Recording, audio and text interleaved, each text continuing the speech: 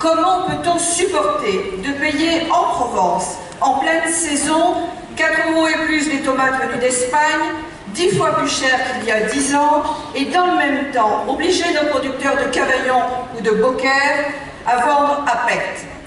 Les graines sont les mêmes, la terre et le soleil sont les mêmes. Ce qui a changé, ce sont les règles de la mondialisation, du commerce telles que veut nous les imposer Bruxelles et l'OMC.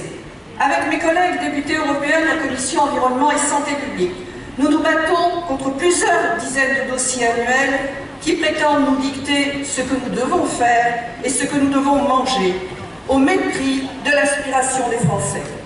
Ces directives européennes permettent toutes les aberrations de circuits et de distribution. Cela est vrai pour nos produits agricoles, fruitiers, céréaliers, ceux de nos outre-mer, des produits d'élevage ou de la pêche, qui font parfois le tour de l'Europe, comme l'a démontré la crise de la viande de cheval. Comment voulez-vous, dans ces conditions, assurer qu'un produit étranger ne se retrouve pas dans votre assiette à l'insu de votre plein gré? Nous favoriserons donc techniquement et administrativement les produits français.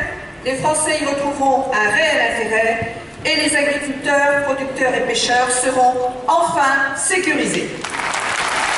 L'État le premier montrera l'exemple, par le biais de ses collectivités territoriales, en faisant du critère de la nourriture majoritairement française la pierre angulaire de sa commande publique. Marine s'engage aussi à transformer la politique agricole commune en politique agricole française. Nous garantirons le montant des subventions dont les critères seront fixés par la France et non plus par l'Union européenne, avec l'objectif de sauver et de soutenir le modèle français des exploitations familiales.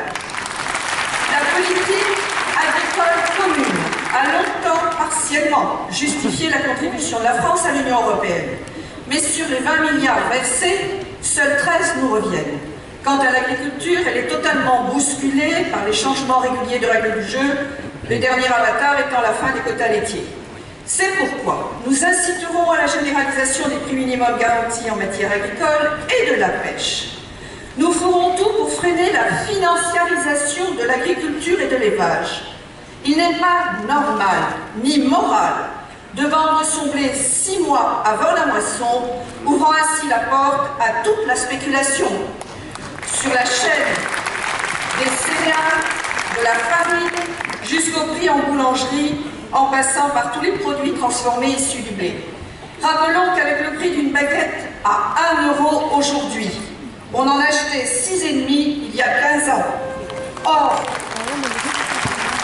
les retraites et la plupart des revenus n'ont pas été multipliés par 6,5 dans le même temps. Pas plus que le prix payé aux agriculteurs et aux pêcheurs, loin de là. C'est même une dégringolade vertigineuse de leurs revenus qui met à mal tout le modèle français et surtout le modèle de l'exploitation familiale qui provoque toujours pourtant en Europe.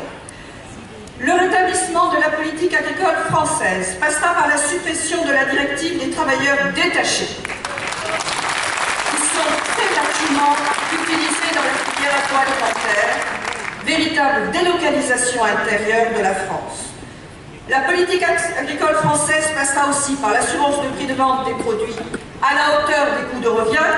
Cela tombe sous le sens majoré de la nécessaire reconnaissance du travail de nos agriculteurs, éleveurs et pêcheurs, du temps passé et du savoir-faire. Marine s'engage aussi à refuser les traités de libre-échange comme le TAFTA, le CETA ou autres accords internationaux.